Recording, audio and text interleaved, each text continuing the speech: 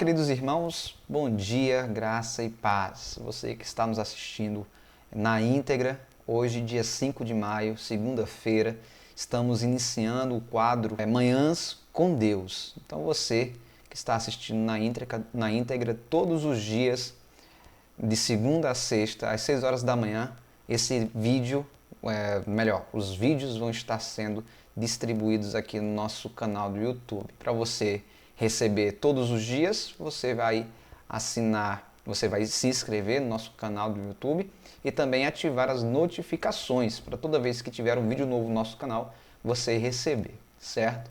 Vamos iniciar a nossa devocional durante esse mês de maio sobre os conselhos de Jesus, que se encontra no Sermão da Montanha. E no Sermão da Montanha é muito rico essas informações e já foi ministrado algumas vezes na igreja, e seria muito bom exercermos os conselhos do Mestre de Jesus, nosso Mestre Jesus, nos dias que nós vamos voltar, às nossas orações para o transformar de Deus na vida da nossa família. E o Sermão da Montanha é a coletânea de sermões de Jesus compilados em 3 capítulos no Evangelho de Mateus. A primeira parte do Sermão da Montanha é bem conhecida como as Bem-aventuranças, Mateus capítulo 5. E essa vai ser a nossa reflexão de agora pela manhã. Vai ser uma rápida devocional, mas que eu oro para que seja bem edificante na sua vida. Vamos para a leitura de Mateus capítulo 5, versículo do 1 adiante. Diz assim: Ao ver as multidões, Jesus subiu ao monte e ele se assentou e seus discípulos se aproximaram dele. Então ele passou a ensiná-los. Jesus diz: Bem-aventurados pobres em espírito, porque deles é o reino dos céus. Bem-aventurados que choram, porque serão consolados. Bem-aventurados mansos, porque herdarão a terra. Bem-aventurados que têm fome e sede de justiça, porque serão saciados. Bem-aventurados misericordiosos, porque acharão misericórdia. Bem-aventurados limpos de coração, porque verão a Deus. Bem-aventurados pacificadores, porque serão chamados filhos de Deus. Bem-aventurados perseguidos por causa da justiça, porque deles é o reino dos céus. Bem-aventurados são vocês, quando por minha causa os insultarem, os perseguirem e mentindo dizerem todo mal contra vocês. Alegrem-se e exultem, porque é grande a sua recompensa nos céus. Pois assim perseguiram os profetas que vieram antes de vocês. Que Deus nos abençoe. O Sermão da Montanha, ele tem essa característica pedagógica e didática a respeito de Jesus, melhor, da parte de Jesus para as nossas vidas, que implica diretamente a nossa maneira de viver. O interessante é que Jesus ele começa tocando especialmente no ego do homem. O espírito, a pneuma, a alma, o ser interior do homem é tratado como a sua própria natureza já caída. O interessante é que quando diz espírito, e você pode conferir aqui no versículo 3, que o espírito aqui se referindo ao espírito humano. Então é possível, e seria a forma mais correta de interpretar esse texto, é quando Jesus diz, bem-aventurado os pobres de si mesmo. Mesmo que a palavra seja pneuma e não ego, a palavra grego que significa centro do coração do homem, o propósito do homem, mas nós vemos aqui a essência espiritual do homem.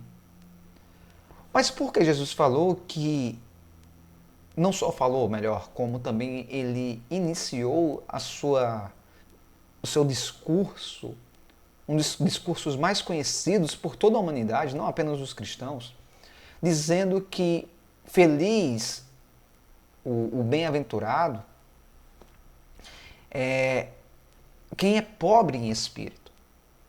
Porque Jesus sabe, conhece muito bem o nosso coração. E o ser pobre de espírito implica diretamente em saber que eu e você, por nós mesmos, não conseguimos ser felizes. Jesus fala que a pobreza aqui citado, na verdade, é um tipo de falta. Então Jesus diz, bem-aventurado aqueles que são vazios de si. Em algumas traduções vai estar dizendo bem-aventurados humildes de espírito. Mas na verdade a essência da palavra e dessa forma didática que Jesus nos fala até hoje é que nós não sabemos ser felizes por nós mesmos.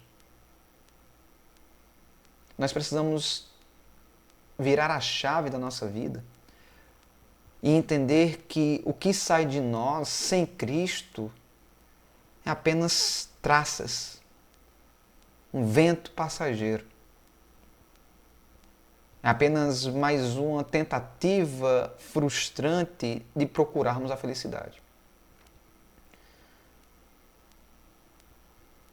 O conselho número 1 de Jesus para quem quer ser feliz é seja pobre de espírito, porque a recompensa é o reino dos céus. O segundo detalhe, o segundo conselho para a felicidade é bem-aventurados que choram. Ai, como somos maus em chorar. Como nós não sabemos chorar. O porquê o chorar? A Bíblia é repleta de textos, que eu não quero citá-los diretamente com as suas referências, mas sempre quando envolve uma questão de choro, nós vemos também a promessa do consolo. Em Apocalipse, diz que o Senhor enxugará dos seus olhos todas as lágrimas e não haverá mais dor, nem choro, nem clamor, porque todas essas coisas ficarão para trás. Em Salmos, vemos o salmista dizer que mesmo que o choro dure uma noite, a alegria vem pelo amanhã. Muitas das vezes nós não sabemos viver os momentos.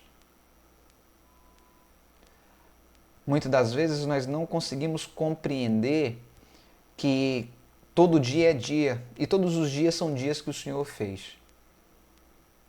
Aqueles que buscam alegria apenas nos sorrisos e nas gargalhadas que são gostosas de dar, não conseguem ter o contentamento nos dias maus, nos dias de choro. Às vezes nos falta aprender a chorar.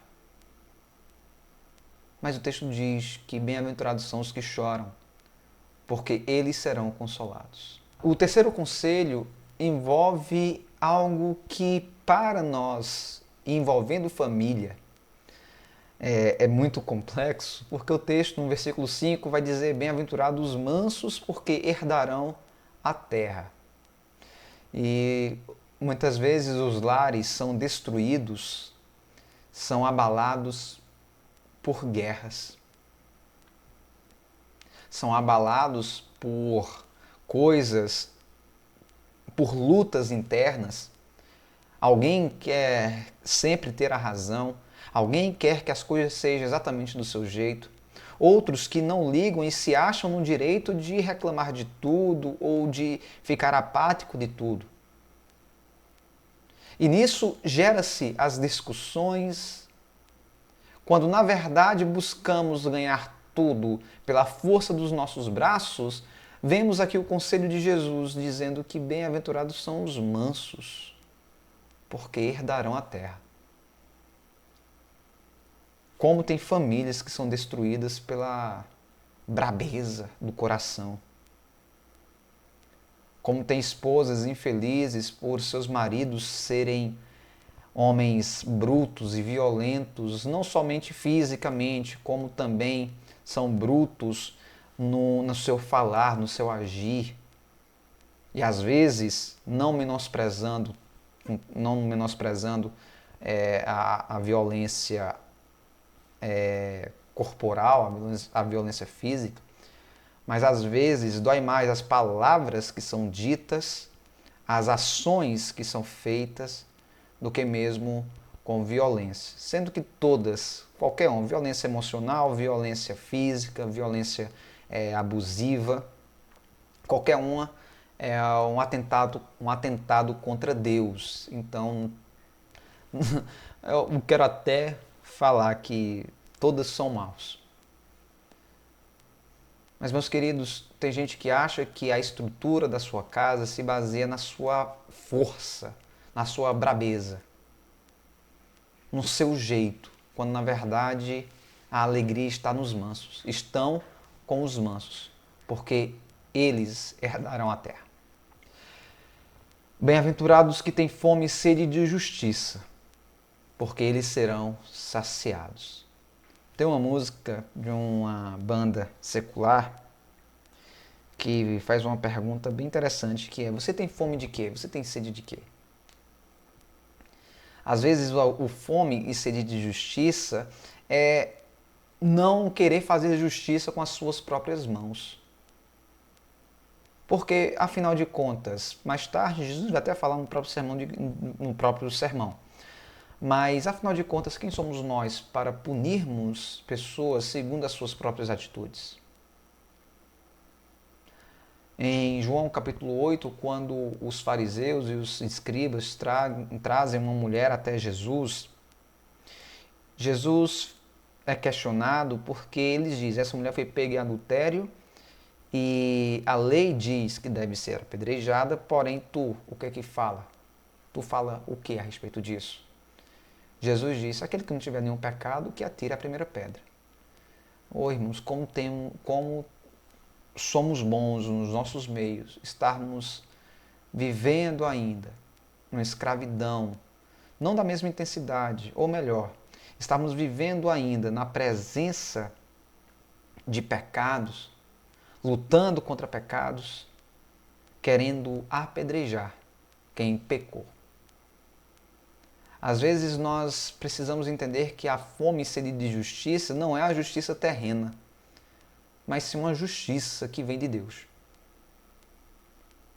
Olhando para as corrupções do mundo, onde os ímpios enriquecem, e os salmos relatam isso muito bem, Salmos 37, Salmos 73, Salmos 36, outros salmos também,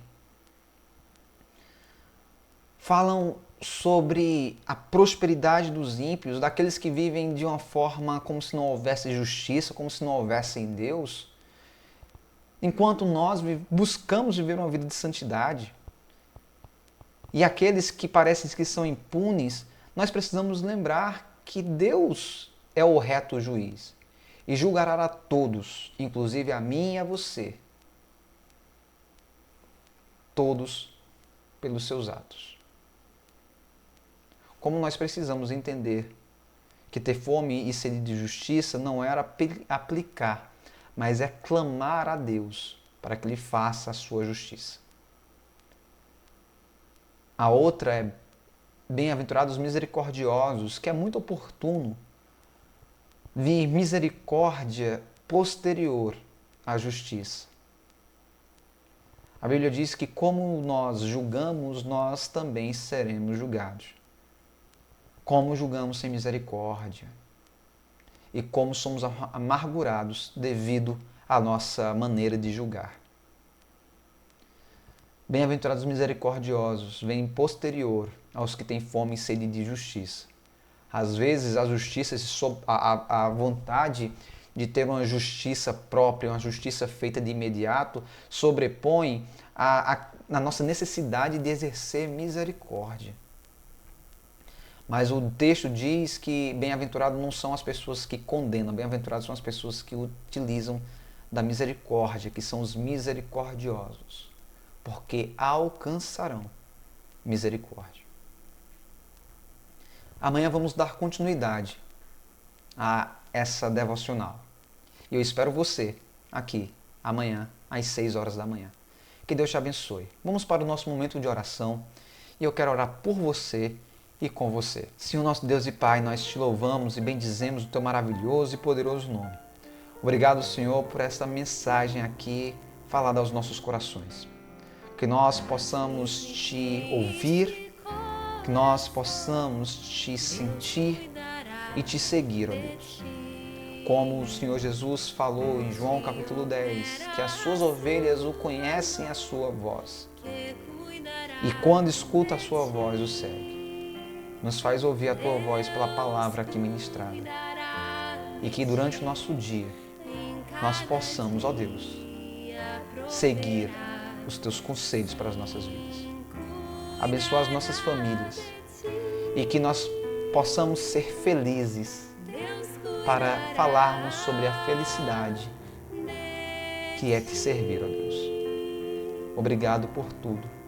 No nome santo do teu Filho amado Jesus, a quem nós oramos e te agradecemos por tudo, Deus. Amém e amém.